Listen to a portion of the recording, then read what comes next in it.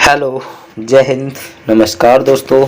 स्वागत है आप सभी का आपके अपने यूट्यूब चैनल डीके स्टडी 97 में। तो चलिए दोस्तों, आज हम लेकर आ चुके हैं इकोनॉमी से दोस्तों बहुत ही महत्वपूर्ण लेक्चर है दोस्तों बजट का। दोस्तों आज हम पूरा बजट को विद डिटेल्स में थ्योरी वाइज समझेंगे और उसके साथ ही दोस्तों हम वीडियो के अंत में क्वेश्चन सेट भी लगाएंगे। दोस्तों इंपॉर्टेंट प्रश्नों का सेट है, प्लीज़ दोस्तों वीडियो को अंत तक जरूर देखें। तो चलिए दोस्तों वीडियो को स्टार्ट करते हैं। अगर हमारा वीडियो आप सभी को पसंद आए तो प्लीज़ वीडियो को लाइक करें एंड चैनल को सब्सक्राइब जरूर कर लें। अगर हमारे चैनल पर आप पहली बार विजिट कर रहे हो तो प्लीज़ दोस्तों चैनल को सब्सक्राइब जरूर कर लें। अगर वीडियो आपके लिए थोड़ा सा भी हेल्पफुल रहता है तो प्लीज़ वीडियो को शेयर जरूर कर दें। तो चलिए स्टार्ट करते हैं। तो सबसे पहले इसका थोड़ा सा बेसिक इतिहास के बारे में जान लेते हैं। जैसे बजट शब्द का विकास फ्रेंच शब्द के वोगेट से हुआ है। किससे हुआ है दोस्तों? वोगेट शब्द से हुआ है, जिसका शाब्दिक अर्थ है एक छोटा चमड़े का थैला। इसका शाब्दिक अर्थ क्या है दोस्तों? तो इसका शाब्दिक अर्थ है एक छोटा चमड़े का थैला। तो और आगे देखते हैं। इंग्लैंड के प्रथम प्रधानमंत्री सर रॉबर्ट वॉलपोल ने अपने वित्तीय प्रस्ताव के दस्तावेज को चमड़े के एक थैले में रखा हुआ था। तो किसने रखा था दोस्तों? सर रॉबर्ट वॉलपोल ने, ठीक है। और किस में रखा? चमड़े के एक थैले में रखा हुआ था। जब वॉलपोल ने अपने प्रस्ताव को संसद में प्रस्तुत किया तो लोगों ने मजाक उड़ाया और कहा कि बजट खोला गया है। क्या कहा? बजट खोला गया है। इसके बाद वार्षिक आय और व्यय के प्रस्ताव के लिए बजट शब्द का प्रयोग होने लगा। इसके बाद जो है आय और व्यय के प्रस्ताव के लिए बजट शब्द का क्या होने लगा? प्रयोग होने लगा। सबसे पहले बजट का प्रयोग किसने किया? तो सर रॉबर्ट वॉलपोल ने इसका प्रारंभ किया। तो आगे हम देखेंगे दोस्तों। अब देखते हैं दोस्तों, भारत का पहला बजट 7 अप्रैल 1860 को तत्कालीन वित्त मंत्री जेम्स विल्सन ने प्रस्तुत किया। तो इसीलिए भारत में बजट प्रणाली का संस्थापक जेम्स विल्सन को माना जाता है। किसे माना जाता है? तो जेम्स विल्सन को माना जाता है। तो स्वतंत्र भारत का पहला बजट 26 नवंबर 1947 को पहले वित्त मंत्री आर के षणमुखम शेट्टी द्वारा पेश किया गया। स्वतंत्र भारत का पहला बजट 26 नवंबर 1947 को आर के षणमुखम शेट्टी द्वारा पेश किया गया था। और गणतंत्र भारत का पहला बजट 1950 में जॉन मथाई ने पेश किया था। किसने किया था? तो 1950 में जॉन मथाई ने जो है पेश किया था, ठीक है, जॉन मथाई ने। आगे देखेंगे भारत के प्रधानमंत्री जिन्होंने प्रधानमंत्री पद पर रहते हुए बजट पेश किया था। तो किसने किया था? तो ये किया था जवाहरलाल नेहरू, इंदिरा गांधी और राजीव गांधी। इन्होंने क्या किया था? प्रधानमंत्री पद पर रहते हुए भी बजट को पेश किया था। तो चलिए अब आगे देखेंगे। आगे दोस्तों, भारत की पहली महिला वित्त मंत्री कौन थी? तो ये थी इंदिरा गांधी। भारत की पहली पूर्णकालिक महिला वित्त मंत्री निर्मला सीतारमण, ठीक है। तो भारत का सबसे अधिक बार बजट पेश किसने किया? तो ये किया था मोरारजी देसाई ने 10 बार। तो अभी तक दोस्तों 4 बार लगातार जो है निर्मला सीतारमण जो है बजट को पेश कर चुकी हैं, ठीक है। 4 बार लगातार इन्होंने बजट को पेश किया है। और जो सबसे ज़्यादा बार किसने पेश किया था? तो ये किया था मोरारजी देसाई ने। कितनी बार दोस्तों? तो ये किया था 10 बार। आप सभी देख रहे होंगे। संविधान के अनुच्छेद जो दोस्तों बजट शब्द का संविधान में उल्लेख जो दोस्तों कहीं भी देखने को नहीं मिलता है। और संविधान के अनुच्छेद 112 के अनुसार एक वर्ष के केंद्रीय बजट को वार्षिक वित्तीय विवरण कहा जाता है। तो वार्षिक वित्तीय विवरण दोस्तों समझते हैं। तो वार्षिक वित्तीय विवरण किसे कहा जाता है? जो कि ये कहा जाता है 1 अप्रैल से 31 मार्च तक का समय दोस्तों। 1 अप्रैल से लेकर 31 मार्च के समय को दोस्तों क्या कहा जाता है? तो ये कहा जाता है वित्तीय वर्ष, ठीक है। ये कहा जाता है 1 अप्रैल से लेकर 31 मार्च के जो समय होता है इसको वित्तीय वर्ष कहा जाता है, ठीक है। और 12 अनुच्छेद में दोस्तों इसका क्या देखने को मिलता है, तो इसका विवरण जो है देखने को मिलता है। ठीक है, तो अब आगे देखेंगे वार्षिक वित्तीय विवरण जो देखने को मिलता है 112 के तहत, वो भी केंद्र के लिए, और राज्य के लिए 202 अनुच्छेद। कितना है राज्य के लिए, 202 अनुच्छेद है। ठीक है, चलिए अब आगे देखेंगे हम। आगे है आम बजट 2022-23 को वित्त मंत्री निर्मला सीतारमण ने 1 फरवरी 2022 को संसद में पेश किया था। किसमें, संसद में 1 फरवरी 2022 को संसद में क्या किया गया, बजट को पेश किया गया। निर्मला सीतारमण ने कुल 2 बार पेपरलेस डिजिटल बजट पेश किया है। पेपरलेस यानी कुल 2 बार, एक इससे पहले और एक इस बार। ठीक है, 21-22 का भारत का पहला पेपरलेस डिजिटल बजट था। क्या था दोस्तों, भारत का पहला पेपरलेस 21-22 का बजट था, और अब 22-23 का दोस्तों दूसरा बजट है जो कि पेपरलेस है। ठीक है, और इसके लिए दोस्तों बजट आवंटित राशि कितनी रखी गई है, तो 39,44,900 करोड़ रुपए आवंटित राशि रखी गई है। तो चालू वर्ष 2021-22 में भारत की आर्थिक वृद्धि दर क्या अनुमान लगाया गया था, तो ये 9.2% लगाया गया था। 2022-23 में भारत की विकास दर यानी 2022-23 में भारत की विकास दर क्या रखी गई, तो 8 से लेकर 8.5% के बीच रहने की उम्मीद है। ठीक है, आप देखेंगे दोस्तों आगे। ठीक है, आगे देखते हैं। अब यहाँ पर देखेंगे दोस्तों किस क्षेत्र से सरकार को सबसे ज़्यादा पैसे आते हैं, किस क्षेत्र से सरकार को सबसे ज़्यादा पैसे आते हैं और किस क्षेत्र से सबसे ज़्यादा खर्च होते हैं, उसे हम बाद में देखेंगे। सबसे पहले ये देखते हैं किस किस क्षेत्र से सबसे अधिक पैसे किस क्षेत्र से आते हैं। तो उधारी से दोस्तों, उधारी व अन्य देनदारी से कितने आते हैं, 35% जो है। सोचे कितना पैसा आता है, तो 35 पैसा जो है उधारी से आता है, और जीएसटी से 16 पैसा आता है, और कॉरपोरेशन टैक्स से 15 पैसा आता है, और आयकर से दोस्तों 15%। ठीक है, 15% यानी 1 रुपए में से 35 पैसा किससे आता है, तो उधारी से आता है। ठीक है, उधारी के क्षेत्र से सबसे अधिक पैसा आता है। अगर आप सभी को क्वेश्चन पूछा जाए कि किस क्षेत्र से सबसे अधिक पैसे की प्राप्ति होती है, तो ये होती है दोस्तों उधारी व अन्य क्षेत्र से। ठीक है, उधारी और अन्य देनदारी से। ठीक है, उधारी से दोस्तों सबसे अधिक पैसा आता है, कितना, 35 पैसा। ठीक है, आप देखते हैं केंद्रीय एक्साइज ड्यूटी 7%, केंद्रीय एक्साइज ड्यूटी 7%, कस्टम 5%, गैर टैक्स रेवेन्यू 5%, गैर कर्ज पूंजी से हासिल 2%। कितना आता है, 2 पैसे। ठीक है, तो इस तरह से यह आपने देख लिया होगा किस किस क्षेत्र से कितना पैसा आता है, सबसे अधिक किस क्षेत्र से और सबसे कम किससे, तो इसे आप देख सकते हैं। आप देखते हैं सबसे अधिक किस क्षेत्र में पैसा खर्च होता है सरकार का। ठीक है, तो अधिक पैसा सरकार का किस क्षेत्र में खर्च होता है, तो ये भी देख लेते हैं। यानी ब्याज अदायगी, यानी ब्याज अदायगी में जो दोस्तों कितना पैसा खर्च होता है, तो 20 पैसा जो है ब्याज अदायगी में खर्च होता है, जो कि उधारी से आता है। और उधारी चुकाने में कितना पैसा खर्च होता है, उधारी को चुकाने में कितना पैसा खर्च होता है, तो 20 पैसा। ठीक है, 20%। अब आगे देखें राज्यों के हिस्से का टैक्स और ड्यूटी 17% जो उसमें खर्च होता है। केंद्रीय योजनाओं पर 15%, वित्त आयोग और अन्य ट्रांसफर 10%, केंद्र की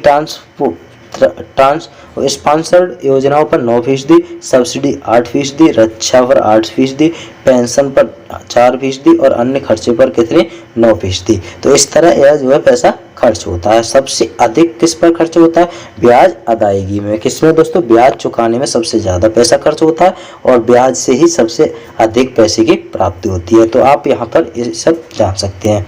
आप बात करते हैं, हम आगे देखते हैं दोस्तों।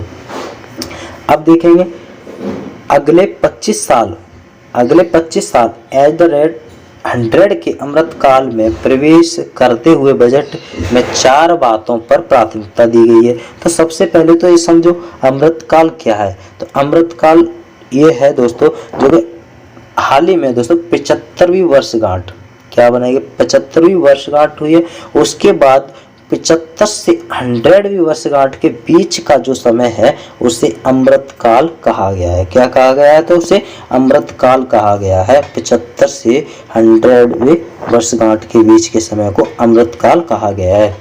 तो ठीक है, जो आज़ादी से दोस्तों आज़ादी से अब तक 75वीं वर्षगांठ मनाई गई है। ठीक है, 75वीं वर्षगांठ है इस अमृत महोत्सव के रूप में मनाया गया है। ठीक है, और इसी से 75 से 100 के बीच कितनी साल होगी? 25 साल। ठीक है, इससे क्या कहा गया है दोस्तों? अमृतकाल। ठीक है, अब आगे देखेंगे। और इसके तहत बजट में चार बातों पर प्राथमिकता दी गई। तो कौन कौन सी बातें हैं? पीएम गति शक्ति है, समावेशी विकास है, उत्पादकता बढ़ाना एवं निवेश, उभरते अवसर, ऊर्जा के स्वरूप में बदलाव, जलवायु कार्रवाई, निवेश का वित्त पोषण। ठीक है, तो ये चार क्षेत्र हैं जिनमें दोस्तों प्राथमिकता दी गई है। ठीक है, अब बात करते हैं, आगे देखते हैं। अगला है हमारा, अब यहाँ पर देखेंगे दोस्तों घाटे की प्रवृत्तियाँ। तो घाटे की प्रवृत्तियाँ के बारे में हम जान लेते हैं।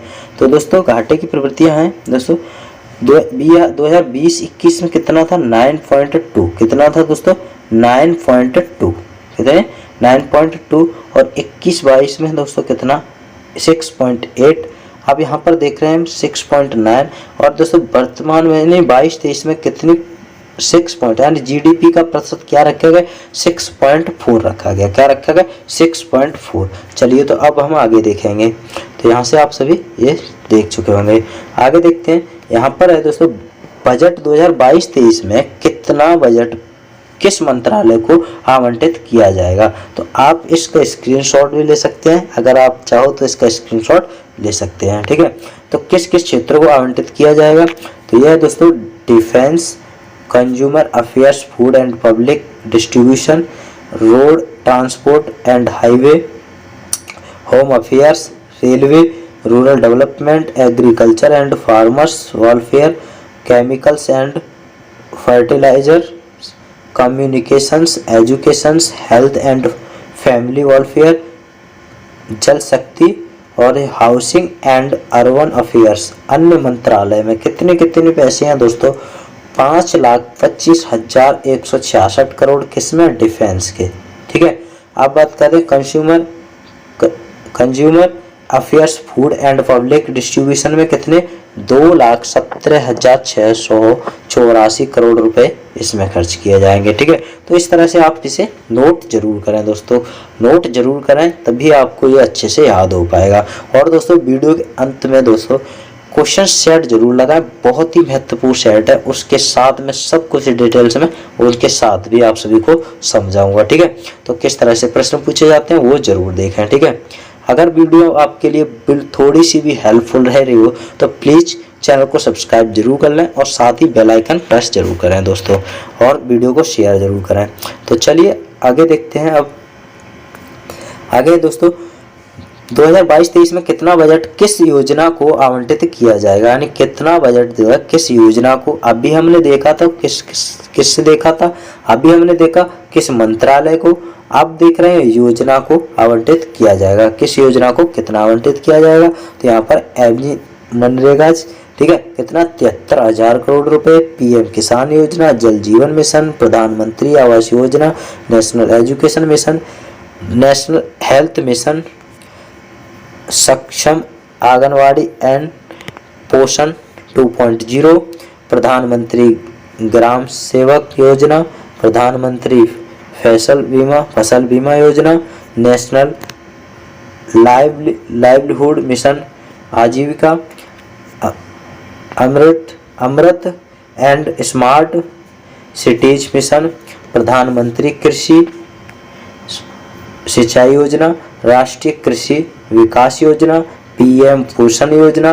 तो ये सारी योजना है, कितना कितना इसमें आवंटित किया जाएगा ये आप सभी इसे नोट जरूर कर लें दोस्तों। ठीक है, तो चलिए अब हम आगे देखते हैं। अब यहाँ पर देखेंगे दोस्तों पीएम गति शक्ति को 7 स्तंभों का संचालन किया जाएगा। पीएम गति शक्ति को कितने? 7 स्तंभों को संचालन किया जाएगा। वो कौन कौन से स्तंभ हैं उन्हें हम जान लेते हैं। तो सड़कें, रेलवे, हवाई अड्डे, बंदरगाह, जन परिवहन, जलमार्ग और लॉजिस्टिक इंफ्रास्ट्रक्चर्स। ठीक है, पीएम गति शक्ति के माध्यम से 7 इंजन अर्थव्यवस्था को आगे बढ़ाएंगे। क्या बढ़ाएंगे? अर्थव्यवस्था को आगे बढ़ाएंगे। अब आगे देखते हैं, इसके माध्यम से राज्य सरकार, केंद्र सरकार और निजी क्षेत्र एक साथ होकर अधिक मात्रा में रोजगार और व्यापार बढ़ावा मिलेगा। ठीक है, तो ये आप सभी यहाँ पर देख सकते हैं। तो चलिए अब आगे हम देखेंगे। आगे है सबसे पहले सड़क परिवहन क्षेत्र को देख लेते हैं। इसमें क्या होगा, राष्ट्रीय राजमार्ग 2022-23 में 25,000 किलोमीटर का विस्तार किया जाएगा। कितना, 25,000 किलोमीटर का विस्तार किया जाएगा। राष्ट्रीय राजमार्ग विकास के लिए 20,000 करोड़ रुपए जुटाए जाएंगे। कितने, 20,000 करोड़ रुपए जुटाए जाएंगे इसमें। अब बात करें माला, तो राष्ट्रीय रोपवे विकास कार्यक्रम पर्वतमाला को ट्रिपल पी प्रारूप में लाया जाएगा। किसमें, ट्रिपल पी प्रारूप में लाया जाएगा 2022-23 में।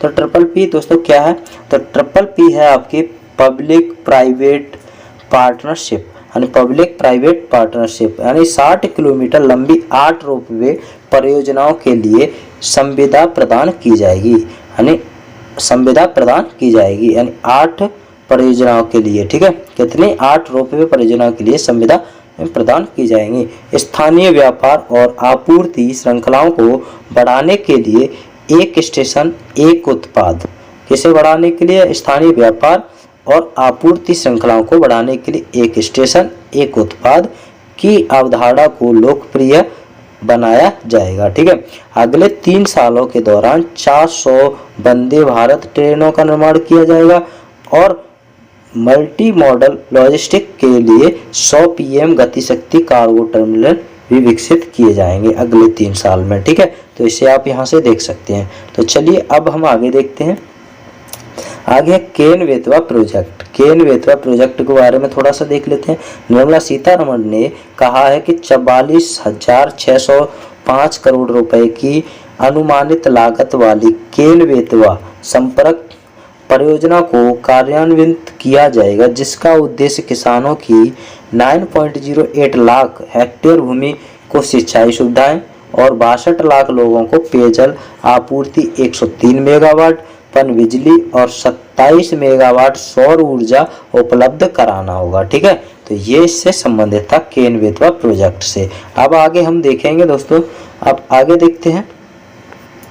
आगे हम शिक्षा के क्षेत्र में देख लेते हैं। तो 1 क्लास 1 टीवी चैनल यह एक प्रोग्राम है जो प्रधानमंत्री ई विद्या योजना के तहत चलाया जा रहा है। प्रधानमंत्री ई विद्या योजना के तहत चलाया जा रहा है। क्या, 1 क्लास 1 टीवी चैनल यह एक प्रोग्राम है और इस कार्यक्रम के तहत पहले 12 चैनल थे और जिन्हें बढ़ाकर अब कितना कर दिया गया है, तो ये कर दिया गया 200 टीवी चैनल कर दिया गया है, जिससे इसके माध्यम से 1 से 12 तक के स्टूडेंट रीजनल भाषा में सप्लीमेंट्री शिक्षा हासिल कर सकें। रीजनल भाषा में सप्लीमेंट्री शिक्षा हासिल कर सकें, इसलिए इन चैनलों को क्या किया गया, 12 से 200 टीवी चैनल कर दिया गया है। अब आगे देखेंगे प्रधानमंत्री ई विद्या योजना, ये क्या चीज़ है। इस योजना के माध्यम से कोरोना वायरस से बच्चों को सुरक्षित रखते हुए घर पर डिजिटली तौर पर शिक्षा देना इसका मुख्य उद्देश्य होगा, जिससे बच्चों को घर पर ही रहकर टीवी के माध्यम से एजुकेशनल कार्यक्रमों का प्रसारण किया जा रहा है। ठीक है, अब आगे हम देखते हैं। आगे है वार्षिक। अब हम लगाएंगे दोस्तों क्वेश्चन शेयर। ठीक है, अब हम इन इम्पोर्टेंट प्रश्नों को भी देखेंगे और इसके साथ साथ हम इनके संबंधित जो है दोस्तों डिटेल्स हम शेयर करते हुए चलेंगे। ठीक है, अब बात करते हैं वार्षिक वित्तीय विवरणी का उल्लेख किस अनुच्छेद में मिलता है। मैं आप सभी को बता चुका था कि किस अनुच्छेद में मिलता है, तो ये मिलता है दोस्तों 112 के अनुच्छेद में, वो भी केंद्र राज्य के लिए। किसके लिए, केंद्र के लिए, और राज्य के लिए मैंने बताया था 2 से 2 अनुच्छेद। ठीक है, संबंधित है। ठीक है, अब बात करते हैं बजट कैसा विधेयक है। यहाँ पर आप देख रहे होंगे बजट कैसा विधेयक है, धन विधेयक है। कैसा है, तो धन विधेयक है। और इसकी पुष्टि कौन करता है कि यह धन विधेयक है या नहीं है, तो इसकी पुष्टि करता है लोकसभा स्पीकर। ठीक है, कौन करता है, लोकसभा स्पीकर इसकी पुष्टि करता है कि धन विधेयक है कि नहीं। उसके बाद यह कहाँ जाता है, तो राष्ट्रपति के पास, राष्ट्रपति से कहाँ जाता है, लोकसभा के पास, और फिर लोकसभा से कहाँ जाता है, राज्यसभा के पास। राज्यसभा के 14 दिनों के भीतर इसे इसके बारे में जो भी कहना है उसे कह सकता है, और अगर नहीं भी कहता है तो इसे पास मान लिया जाएगा। फिर वापस से कहाँ चला जाता है, लोकसभा में चला जाता है, और लोकसभा से फिर राष्ट्रपति इसे क्या कर देता है, पास कर देता है। तो ये इसकी प्रक्रिया होती है। ठीक है, धन विधेयक की। अब बात करेंगे हम, अब बात करते हैं वर्ष 2022-23 में राजकोषीय घाटा जीडीपी का कितना प्रतिशत है दोस्तों? अभी हमने बताया था राजकोषीय घाटा जीडीपी का कितने प्रतिशत है, हमने देखा था 6.4%। कितना है जीडीपी का? तो 6.4%। ठीक है, अब बात आगे चलेंगे, अब आगे देखते हैं। अगला क्वेश्चन हमारा 3rd नंबर, भारत की आर्थिक वृद्धि दर कितने प्रतिशत अनुमानित है? तो भारत की आर्थिक वृद्धि दर जो है कितने प्रतिशत जो है अनुमानित है? तो ये है हमारे 9.27%। 9.27%।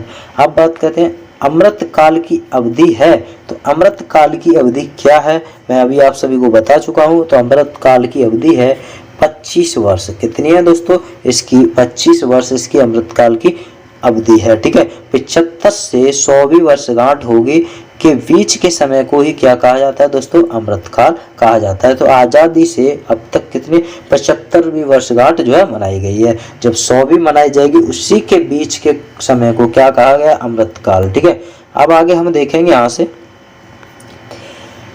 पीएम गति शक्ति को बढ़ावा देने के लिए कितने इंजनों का उल्लेख जो है बजट में किया गया है? तो कितने इंजनों का जो है उल्लेख जो है बजट में किया गया है? तो इससे आप जल्दी से बताएंगे। तो मैंने अभी आप सभी को अभी हमें देखा है तुरंत ही, ज़्यादा टाइम भी नहीं हुआ है। तो कितने हैं दोस्तों? कितने इंजन है? यहाँ पर है 7। वो कौन कौन से थे उन्हें हम यहाँ पर देख लेंगे बिल्कुल। तो कौन कौन से थे? 7। पीएम गति शक्ति को बढ़ावा कितने इंजन है? 7 है। मैन मोटर्स का क्या? इंफ्रास्ट्रक्चर्स। क्या है दोस्तों? इंफ्रास्ट्रक्चर्स। पीएम गति शक्ति को बढ़ावा देने वाले 7 कारक हैं। कौन से हैं दोस्तों? 7 कारक हैं। सड़क मार्ग, रेल मार्ग, हवाई मार्ग, विमानापत्तन, माल परिवहन, जल मार्ग और लॉजिस्टिक्स अवसंरचना। ठीक है, सड़क परिवहन राष्ट्रीय राजमार्ग नेटवर्क में 2022-23 में 25,000 किलोमीटर का क्या किया जाएगा? विस्तार किया जाएगा सड़क परिवहन में।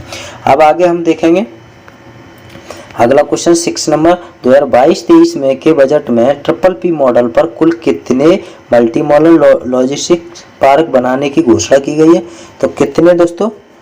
तो इसके 4। कितने दोस्तों? 4 जो है क्या बनाने की? लॉजिस्टिक्स पार्क बनाने की घोषणा की गई है 4। ठीक है, कितने? 4। तो PPP क्या है दोस्तों? Public private partnership. ठीक है, पब्लिक प्राइवेट पार्टनरशिप। आगे देखते हैं अगले 3 वर्ष के दौरान कितने वंदे भारत रेलगाड़ियों का निर्माण किया जाएगा? तो कितने? 400 रेलगाड़ियों का निर्माण किया जाएगा।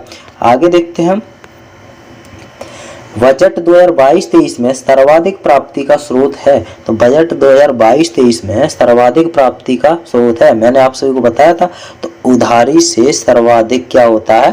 प्राप्ति होती है। किसकी दोस्तों? धन की सर्वाधिक प्राप्ति कहाँ से होती है? तो उधारी से होती है। ठीक है, उधारी से जो है सर्वाधिक प्राप्ति होती है। बजट 2022-23 में सर्वाधिक व्यय, देखो यहाँ पर उधारी से क्या होता है? आय ज्यादा होती है और सर्वाधिक व्यय उधारी को चुकाने में। कर शुल्क में राज्य का हिस्सा, तो किसमें? ब्याज भुगतान में। किसमें? मैंने बताया ना, उधारी को चुकाने में। ठीक है, तो ब्याज भुगतान में सबसे ज्यादा खर्चा होता है। आगे देखेंगे अब हम अगला क्वेश्चन हमारा 10, प्रोडक्शन लिंक इंसेंटिव स्कीम के तहत कितने सेक्टर में आगामी 5 वर्षों में 30 लाख करोड़ का अतिरिक्त उत्पादन किया जाएगा? यानी 30 लाख करोड़ का अतिरिक्त उत्पादन किया जाएगा। तो इसका सही आंसर हमारा क्या हो जाएगा? यानी इसका सही आंसर होगा हमारा कितने का किया जाएगा? तो इसका होगा हमारा सही आंसर, यानी हमने अभी पढ़ा प्रोडक्शन लिंक इंसेंटिव स्कीम के तहत सेक्टर में आगामी 5 वर्षों में कितने? आगामी 5 वर्षों में तो कितने दोस्तों? ऑप्शन नंबर बी, यानी अतिरिक्त कितने का? 30 लाख करोड़ का अतिरिक्त उत्पादन किया जाएगा। 14। कितने का दोस्तों? 14। ठीक है, आप बात कर, इसका ऑप्शन नंबर बी हमारा सही हो जाएगा। अब दोस्तों 60 लाख जो है नई जॉब इसमें दी जाएंगी। ठीक है, बाजरे का अंतर्राष्ट्रीय वर्ष, ये वेरी वेरी इंपॉर्टेंट प्रश्न है। बाजरे का अंतर्राष्ट्रीय वर्ष को घोषित किया गया, तो इससे आप सभी को याद रखना है कि 2023 को बाजरे का अंतर्राष्ट्रीय वर्ष घोषित किया गया है। और दोस्तों दाल का कौन सा वर्ष जो घोषित किया गया? दाल का किया गया 2016। क्या किया गया? दाल का 2016। तो अब हम आगे देखेंगे दोस्तों अगला क्वेश्चन है हमारा